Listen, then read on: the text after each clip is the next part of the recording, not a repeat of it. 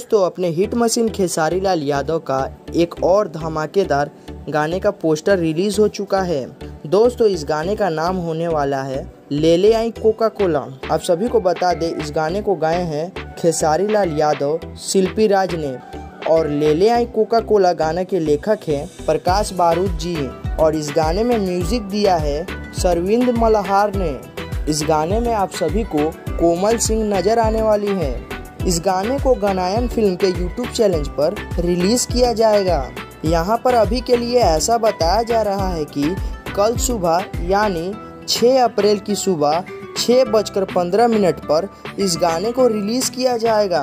गाना बहुत ही शानदार होने वाला है। शिल्पी राज खेसारी लाल यादव की सुरीली आवाज में यह गाना सुनने को मिलेगा।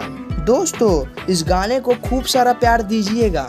यदि आप भी इस गाने को देखना चाहते हैं तो आपको बता दें, यह गाना आप सभी को गणनायक यूट्यूब चैनल पर देखने को मिलेगा। दोस्तों, आप सभी को इस गाने का पोस्टर कैसा लगा कमेंट में जरूर बताएं, और दबंग सुपरस्टार खेसारी लाल यादव से जुड़ी हर खबर के लिए हमारे चैनल को सब्सक्राइब कर ले।